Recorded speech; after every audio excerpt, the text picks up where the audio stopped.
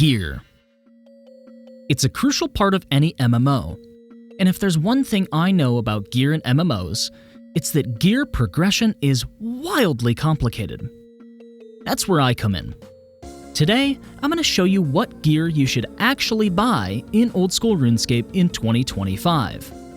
I've spent several hours with nothing but Gearscape, an amazing DPS calculator for Old School RuneScape, and a notepad, in an attempt to cultivate what I consider to be the best gear to buy for specific combat brackets, for every combat style, and within a reasonable budget.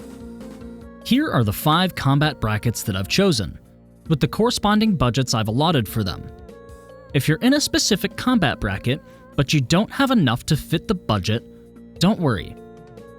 Just grab your mom's credit card and buy a couple bonds to fill the gap. Lastly, we'll be looking at a lot of tables like this today. These show the effective stats for a particular piece of gear. The top row are attack bonuses.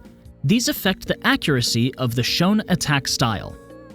The next row are the defense bonuses, which are pretty self-explanatory. The last row is usually the most impactful though, as these stats can potentially increase your max hit, which is always a good DPS increase. Finally, the prayer bonus is shown here, which makes your prayers last a little bit longer. With all that being said, let's get into it. Humble beginnings. You just killed Elvarg, handed her bleeding, severed head to Oziak, and have taken your first step beyond the Taverley gates into the world of Old School RuneScape membership. You're just a baby.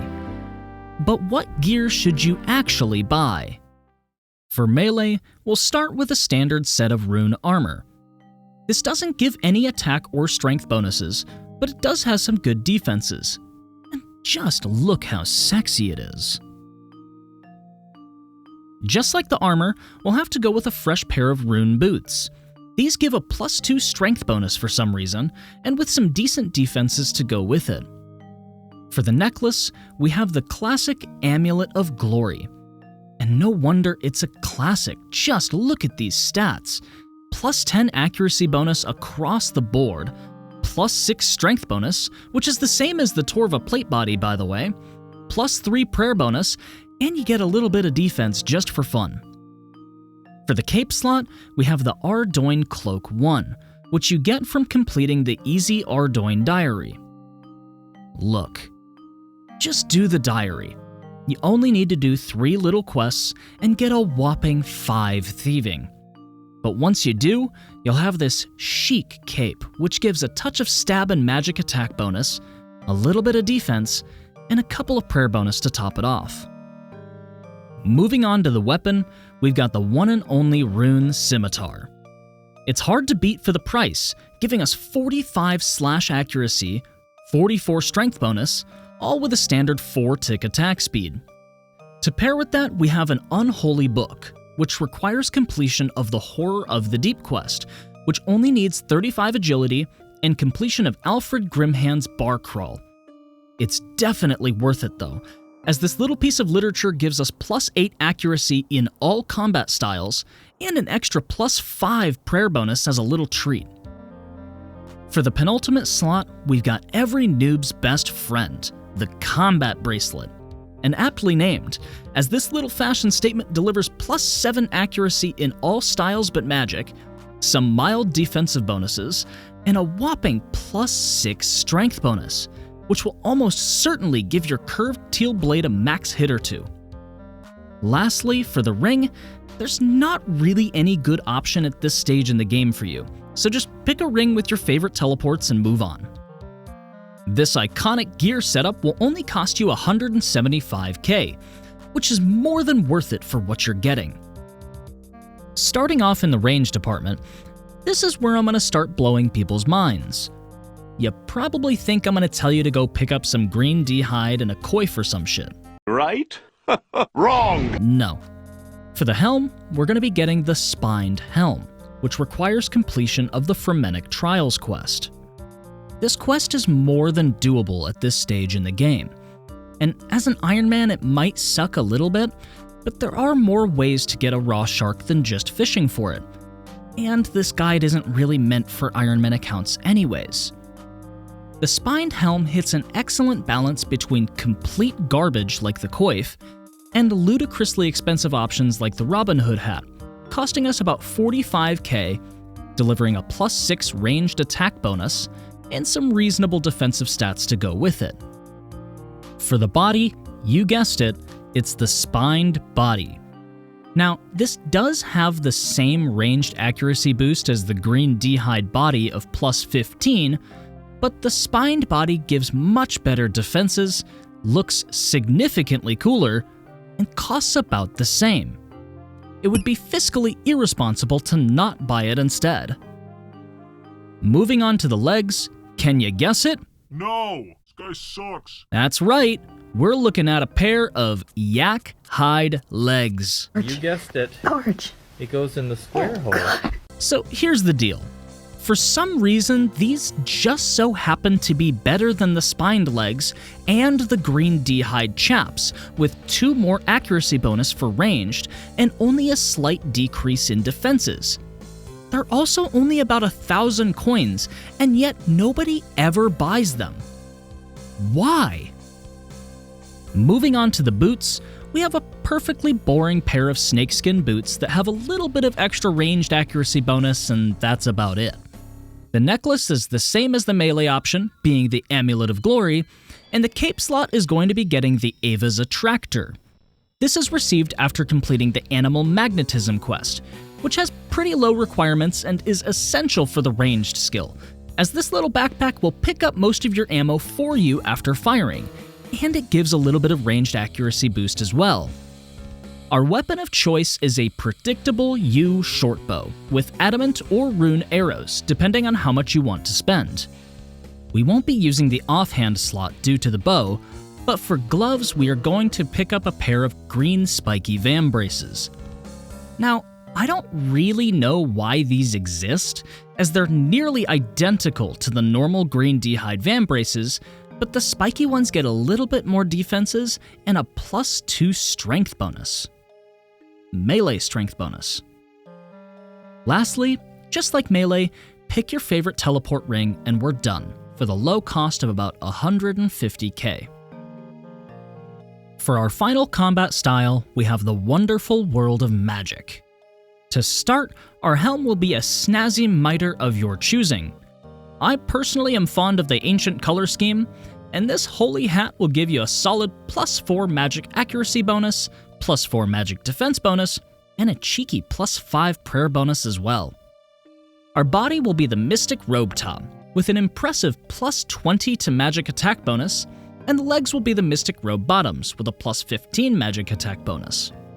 Our boots will also be the Mystic Boots with a humble magic accuracy boost, and our amulet remains the same yet again with the glorious Amulet of Glory.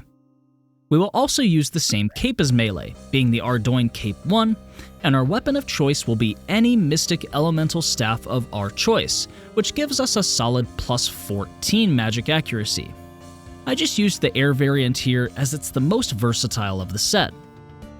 Our offhand will be the Book of Darkness, which gives a nice +10 magic accuracy boost and another +5 to prayer bonus, which is always welcome. Remember, this does require the Horror of the Deep quest to be completed.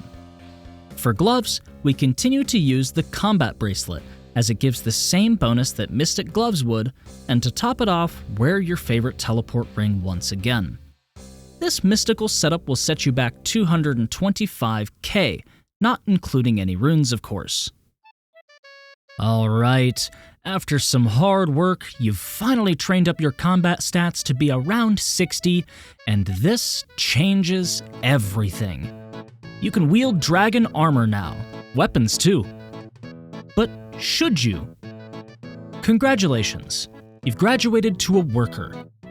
But what gear should you actually buy? Starting with melee, we have to get the legendary Helm of Natiznot, which is received after completion of the Fremetic Isles quest. This winged helmet has no attack bonuses, but instead delivers a very nice +3 strength bonus, +3 prayer bonus, and some decent defenses to back it up. For the body, we're going to go with some newer gear, that being the mixed hide top. This is an interesting item, as it has a slight accuracy bonus to stab, but a slight negative accuracy bonus to slash and crush. On top of that, this cheap top somehow manages to deliver a +2 strength bonus, which is frankly quite amazing for the cost.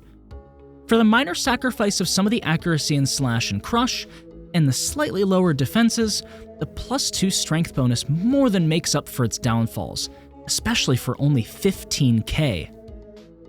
Now, it is worth mentioning that you could get a fighter torso from the Barbarian Assault minigame instead. This is going to give you double the strength bonus and better defensive stats compared to the mixed hide body. However, it takes about 5 hours to get, and personally, I hate Barbarian Assault so much that I never got it myself. But if you want a more significant upgrade and you don't mind the grind, now is the time. For the legs, we're looking at a pair of obsidian plate legs. These bad boys don't mess around, with some really solid defenses and a +1 strength bonus. For our shoes, we have to go with the iconic dragon boots, which give us a really solid +4 to our strength bonus and have some good defenses as well. Our necklace still remains the same Amulet of Glory, and for a cape, we're going with the newer mixed hide cape, which miraculously gives us another strength bonus in the cape slot for less than 20k. Our weapon of choice actually consists of 3 separate weapons for the 3 melee attack styles. For slash, we have the infamous Dragon Scimitar, which needs no introduction. Next, for stab, we have the Dragon Sword, and lastly for crush, we have the Sarachnis Cudgel. This way you'll always have a good weapon regardless of the encounter. To pair with the weapons, we have added the Toxketzil? The Obsidian Shield, which gives us an impressive +5 to our strength bonus while adding to our defenses nicely. For gloves, it's time to do some grave robbing and do some Barrows runs, because we are going with a fresh pair of Barrows gloves. You actually get those from a quest, by the way. What's that? You get those from a quest. Really? Yes. Well, why would they be called Barrows gloves? I don't know, dude. What am I, Jagex? It's time to finally finish up Recipe for Disaster because we are getting our Barrows gloves. To top it off, in the ring slot, let's go ahead and get the Warrior Ring Imbued, which can easily be imbued at Nightmare Zone or Soul Wars if you happen to be a psychopath. This setup will set us back 2.2 mil, which is pretty good considering half the cost is from the pants alone. Leading the drive for the ranged category, we start with the Humble Archer Helm. This helmet also requires completion of the Frementic Trials quest, not Isles, and doesn't give any extra offensive bonuses compared to the Spiny Helm, but it does have a little bit more defense, which is technically better. My favorite kind of better. Speaking of better, using a mixed hide body and legs is a significant boost in range accuracy compared to its spiny and yak hide counterparts. Our boots will also be mixed hide, as they give a mild accuracy increase to ranged as well, and our necklace still remains the Amulet of Glory. The cape slot does get a minor upgrade, graduating to the Ava's Accumulator, which gives us a little more accuracy again, and a little more ammo recovery. For the ranged weapon, I'm actually going to put 3 here as well. First, we have the Magic Shortbow with Rune Arrows. This is for general training for most enemies and Slayer. Next, we would have a stack of Amethyst Darts, which is a bit higher DPS, but at a higher use cost. So this would be for completing some of your mid-level bosses. Lastly, we have the staple rune crossbow with the Ruby Bolts E. This will be for killing anything with a higher defense and HP, as the bolt effect is an excellent way to drain a lot of health quickly, but the use cost will also be a bit pricey. An offhand to use with the darts and crossbow will be the Book of Law, which gives a nice +10 ranged accuracy bonus and another 5 prayer bonus. The Barrows gloves stay on for obvious reasons, and feel free to wear any ring you like, as they're all way too expensive for this stage as well. This fit will set you back another 160k, which gives you plenty of wiggle room to stock up on as much ammo as you need. Moving on to Mage, let me introduce you to some of the coolest looking mage armor in the game, Bloodbark. That's right, we're getting the helm, body, and legs for a total of 3% magic damage boost. We should also grab the boots as they are nearly as good as Infinity Boots for about 1/10 the price. Our necklace remains the same old glory that we've grown to love, and the cape is being replaced with a god cape of your choosing, which is unlocked after completion of the Mage Arena 1 mini-quest. The weapon choice unfortunately remains the same again, being the Mystic Elemental Staff of your choosing, and for gloves, technically Barrow's gloves are still going to be best here, but if you are casting a lot of blood spells, I highly advise you use the Bloodbark gauntlets instead, as they will give you 2% more healing, which can be very useful. Lastly, it is time to pick up a Seer's Ring Eye, which gives a magic accuracy bonus of 12 and a magic damage bonus of about 0.5%, which can give a max hit in the right circumstance. Keep in mind though, if the enemy has low magic defenses and this ring won't give you a max hit, don't even bother with it. This loadout will cost about 1 mil before any runes are bought, which is a small price to pay for the level of fashion on display here. You have been doing some serious grinding. All of your combat stats are at 80 or above, and you have likely killed a few decent bosses already. But were you using the best weapon? How about armor? You are now a soldier, but what gear should you actually buy? Melee enjoyers are gonna love this era, as we are gonna start using some of the newer items in the game. The Blood Moon helmet and chestplate are gonna give us a whopping 4 strength bonus each, which will likely give you at least a couple max hits. Moving on to the leg slot, we're gonna keep the same obsidian plate legs we had before, keeping that +1 strength bonus in our back pocket. The boots will also remain the same dragon boots we had before, but the necklace is finally getting upgraded to the Amulet of Fury. Now, if you think that the Amulet of Glory was powerful, just look at this thing. +10 accuracy everywhere, +15 defenses everywhere, a +8 to the strength bonus, and a +5 prayer bonus, seemingly by accident. Our cape slot is also getting a hefty upgrade to the legendary Fire Cape. Trust me, you can get this cape. It is well worth it with a +4 strength bonus, some defense, and a +2 prayer bonus to top it off. Now, for weapons, I've chosen 3 again, the first being the Abyssal Tentacle for Slash. This is a degradable 4-tick weapon, but with 10,000 charges, this thing will more than make its value back with the extra +8 increase to slash and a +4 higher strength bonus compared to the normal variant. And it can poison as well. The second weapon is the Abyssal Dagger for Stab, and also for training strength, as the Abyssal Tentacle or Whip don't have strength training options. This 4-tick dagger can do some serious damage with its 75 stab bonus and matching strength bonus, while also having a relevant special attack to go with it. For the last weapon, we're actually going to keep the Sarachnis Cudgel around from before, as it'll be good enough to carry us forward, and there's not a ton of content that needs a crush weapon at this stage anyways. For our offhand, we are packing our stuff and heading to the Warriors Guild, as we're gonna finally grab that Dragon Defender. With +20s to all 3 attack style accuracies and a +6 strength bonus, there's no wonder this little red parrying dagger is so popular. Our gloves will remain the same Barrow's gloves as before, but the ring is getting replaced with a shiny new Berserker ring imbued, which delivers a whopping +8 strength bonus at the tip of your fingers. Or, the base of your finger, I guess. This whole setup is pretty pricey, at around 20 mil, but it will take you that much closer to the end game. Melee isn't the only style getting massive upgrades, however. To start off, I highly advise at this point in the game to set sail to pest control and grind out your elite void. This will be your best in slot range gear at a few places, even into the late game. The earlier you get it, the more you will love using it.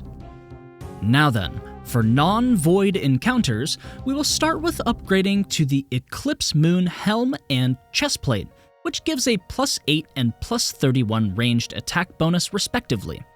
These two bits of gear are interesting, as they both also give a +3 strength bonus each, which means if you were doing melee and range at the same time, you could theoretically camp these two pieces of gear with very little DPS loss, although your defenses will be a bit lower. For the legs, we're going to be picking up a good pair of God D-hide chaps of your choosing.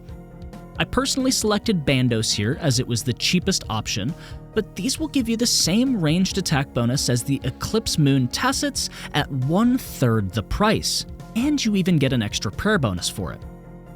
We will be matching these up with a pair of God D-hide boots of your choosing for a little bit of extra accuracy. Our necklace remains the Amulet of Fury, and the cape slot also remains the Ava's Accumulator from before. For weapons, I have selected just two to buy here.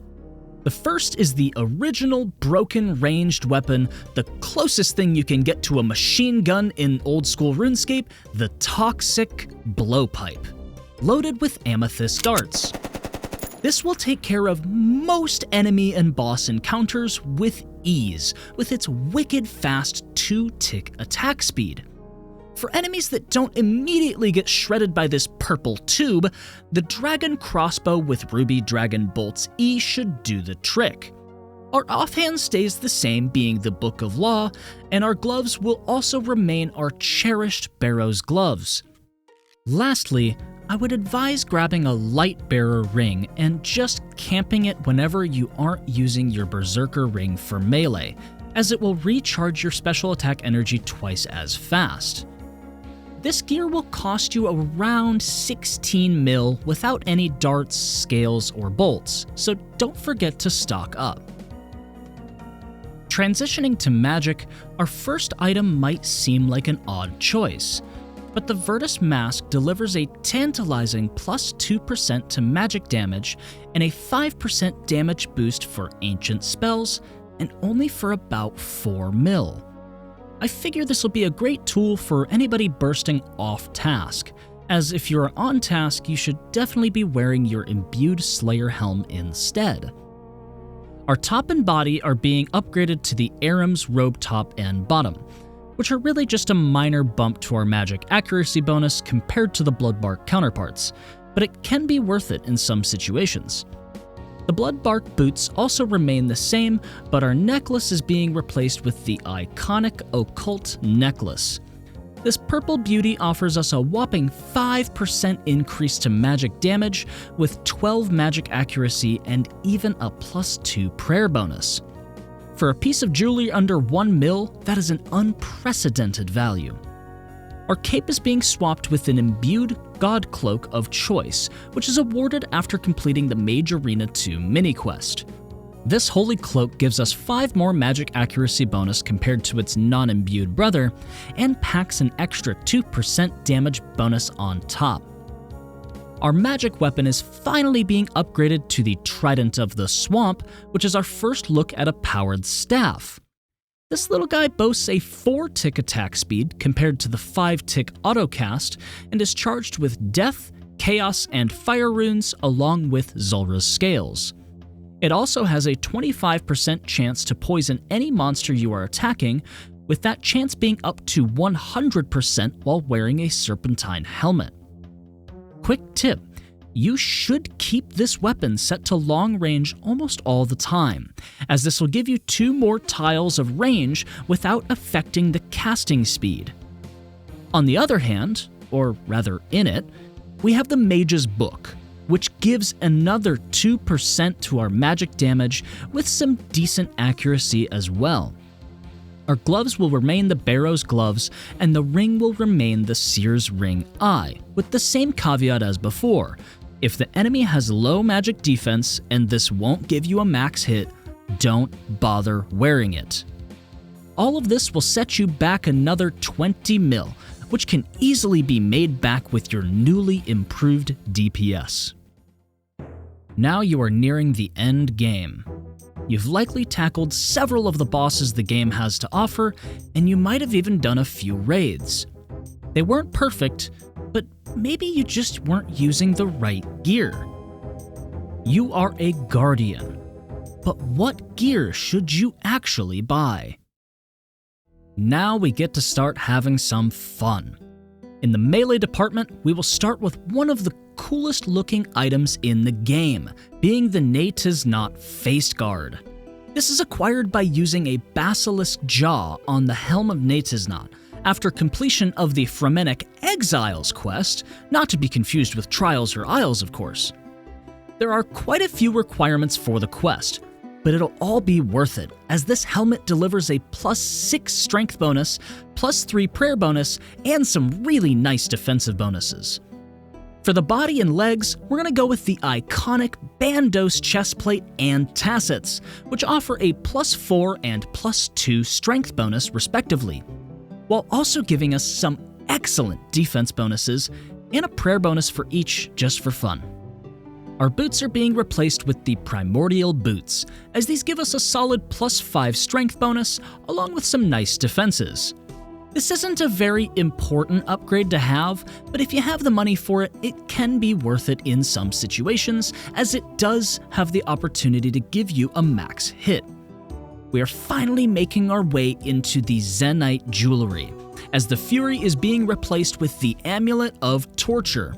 This orange marvel features a +10 strength bonus, while also offering a 15 to all melee attack bonuses and a +2 prayer bonus as well.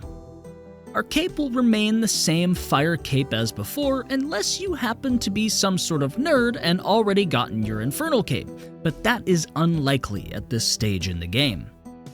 I've selected quite a few more weapons at this bracket, as there's so much more fun content to explore. To start off, we have the Osmumten's Fang in the stab category, which is likely one of the best weapons for the price, given its ability to re-roll its accuracy on an unsuccessful hit, making it much more accurate compared to most melee weapons on this list. If you want to learn more how it works, I recommend you check the wiki page for more information, but let me be the first to warn you, there is math in there.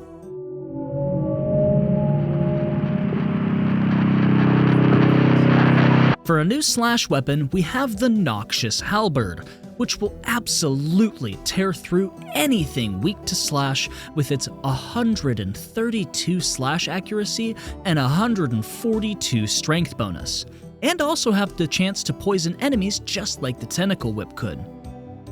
For Crush, look no further than the Abyssal Bludgeon, as this will bonk any boss into submission with its 102 crush accuracy and 85 strength bonus.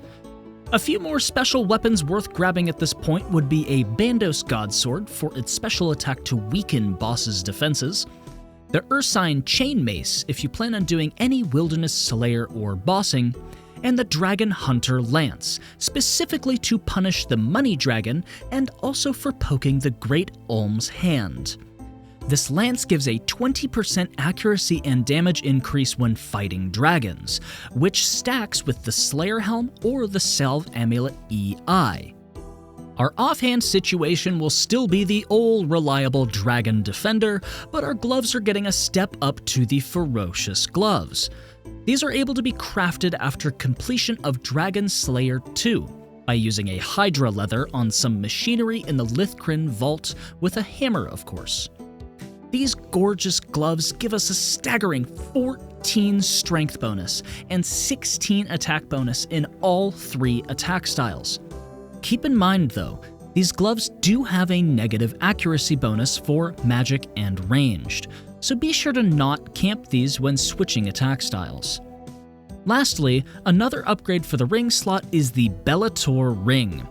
This ring actually gives a -2 strength bonus compared to the Berserker ring imbued, but it does add a 20 slash accuracy into the mix. So a good rule of thumb is, if you are using slash, wear the Bellator. In all other cases, keep using the Berserker ring.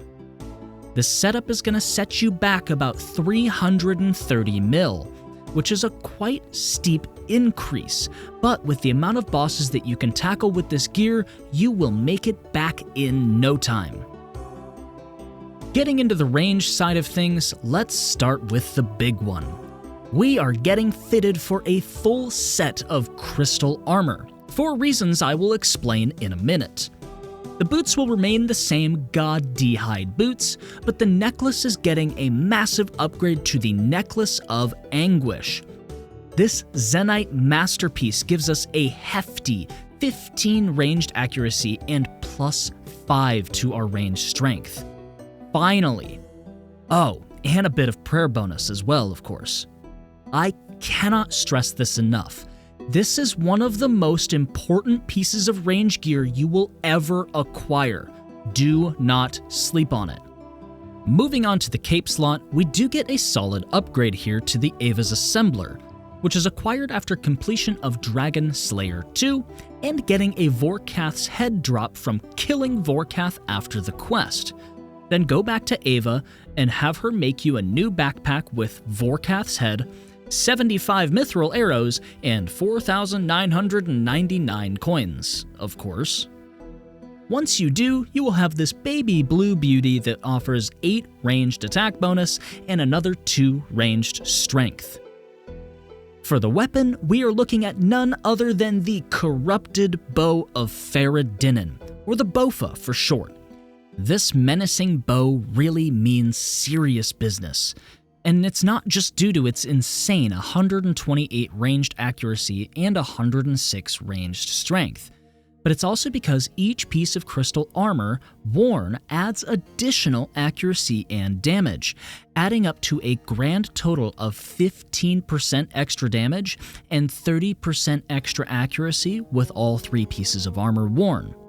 This weapon is essentially a prelude to the Twisted Bow, as it can be used at so many places with no issues. For the few places that you wouldn't use the Bofa, I'd recommend keeping the Blowpipe and the Dragon Crossbow around, as they will continue to be useful for quite some time depending on the scenario. I did add to buy the Odium Ward here as well whenever you're using the crossbow, as it gives a decent +4 to your range strength, but it's not nearly as crucial as the crystal set. Our gloves still remain the Barrow's gloves, and our ring will still continue to be the Light Bearer, as all ranged focused rings in this game suck. This crystalline drip will set us back a good 280 mil, but for the versatility of the Bofa with crystal armor, it is well worth the expense. Capping this section off with magic, we'll start with the Virtus helm that stays on, because we're going to be filling out the rest of the Virtus armor with the robe top and bottom. This will give us a total of +6% magic damage increase with the full set, and additionally this gives us a staggering 15% damage boost for ancient magics, so bursting XP rates go up by a lot here. We are finally upgrading to the Eternal Boots next, as these give us another 1% magic damage boost and a little bit of accuracy as well. The necklace still remains the Occult, and the cape remains the Imbued God Cape. The weapon will also remain the same here, as the Trident of the Swamp is just that good, but we'll also have the Ancient Staff in here for Bursting Slayer tasks and other uses for ancient magics. The offhand does get an upgrade to the Elidnus Ward, as this gives a very nice 3% magic damage boost and a little bit of accuracy and prayer bonus. The gloves get a nice upgrade as well, moving to the Tormented Bracelet, which offers yet another 5% to magic damage and another 10 magic accuracy, with 2 prayer bonus. Next, it's time to fill out the ring slot with the new Magus ring, which stacks another 15 magic accuracy and tops it off with another 2% magic damage, moving our full setup to a whopping 24% magic damage increase. But that's not the end of it, as the last thing we need to complete this setup is the Saturated Heart. Now I know what you're thinking, Basilisk, that is 100 million GP for an organ. And you would be right. However, this upgrade alone can give you 5 max hits with the Trident of the Swamp, which is an absolutely insane upgrade that you cannot sleep on. This whole magic gear setup costs around 285 mil, closing out the Guardian combat bracket. Well, look who finally made it to the end game. You are max combat, have billions of gold at your disposal, and some people are finally starting to believe that you earned your Infernal Cape legitimately. But what gear should you wear with that 1 KC Infernal Cape that somehow took you 55 minutes? You are finally a queen. But what gear should you actually buy? Well, from the top, we have the full Torva armor set, which gives us an earth-shattering 18 strength bonus in total. The boots remain the same unless the Avernic treads that make their way into the game, in which case you should buy those instead. Our necklace gets upgraded to the completely insane Amulet of Raincore, which boasts a 25 boost to all melee attack bonuses, a +2 prayer bonus, and 12 strength bonus without breaking a sweat. Our cape is obviously the legendary Infernal Cape, which is awarded upon completion of the Inferno. This hot fashion statement delivers another 8 strength bonus, 2 prayer bonus, and a bit of accuracy and defense as well. So, considering that we're a beast now, the answer to the question, what weapon should you buy, is yes. However, I will list a few of the best weapons in the game, starting with the Scythe of Vitur. This melee mega rare weapon has a very unique passive effect. This weapon can hit multiple targets at the same time, or hit larger enemies multiple times.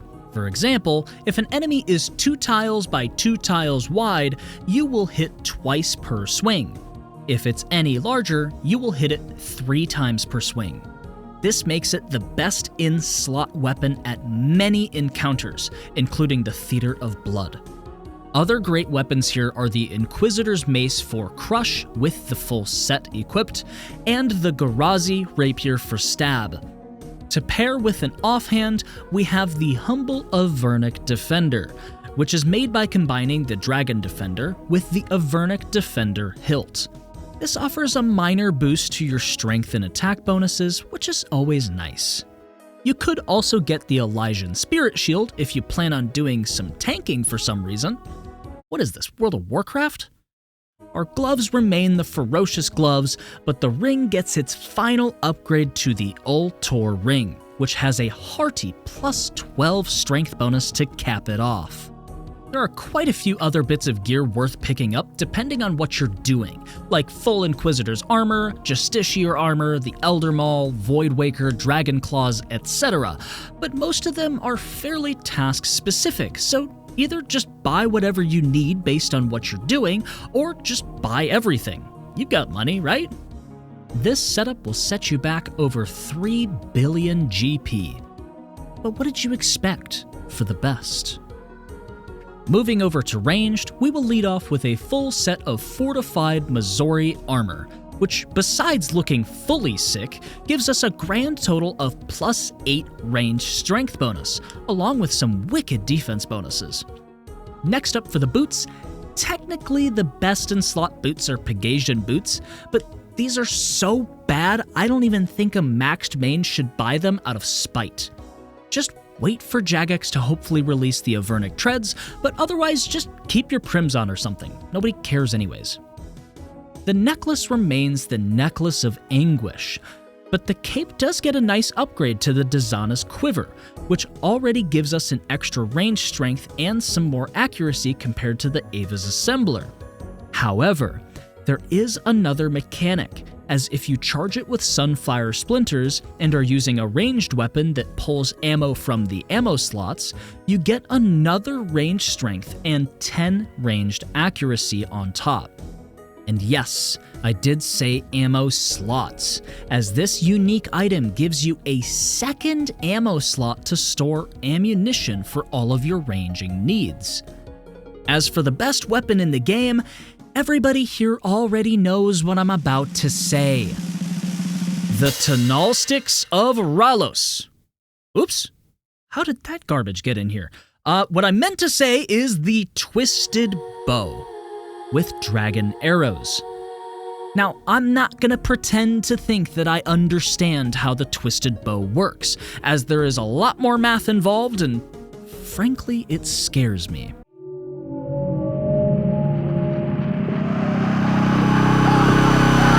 But the biggest thing to understand is that the higher the boss's magic level is, the more damage you will do to the thing.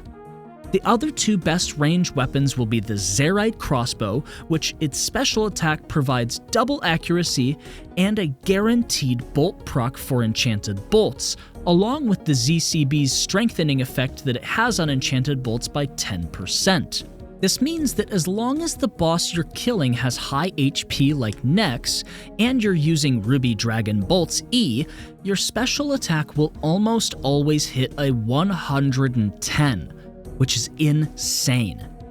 The other best ranged weapon is, it's the Toxic Blowpipe. Yeah, it's still a ripper, but since you have money now, be sure to fill it up with Dragon Darts if you haven't already for better damage. For an offhand to use with your ZCB, the only real choice is the Twisted Buckler, as this little egg-shaped plate offers an insane 10 range strength. For gloves, we have yet another upgrade, as we'll be slipping on a pair of Zerite Vambraces, which give yet another 2 range strength bonus with some great accuracy as well. Lastly, it's finally time to buy that Venator ring so that we can bask in its +2 range strength and 10 ranged accuracy. This cute little fit will also set you back over 3 billion GP, but you will look like everybody else in the next mass room for once, except you skipped the Pegasian boots, which was the right thing to do. Well done. Last but certainly not least, we are back in the magic realm. To start it off, we are slipping into a full set of ancestral robes, which give us another 9% magic damage bonus for the whole set. You still want to keep your Virtus robes around, by the way, in case you ever need to use ancients. The boots will stay the same, as the internal boots are best in slot, and the necklace won't be changing either.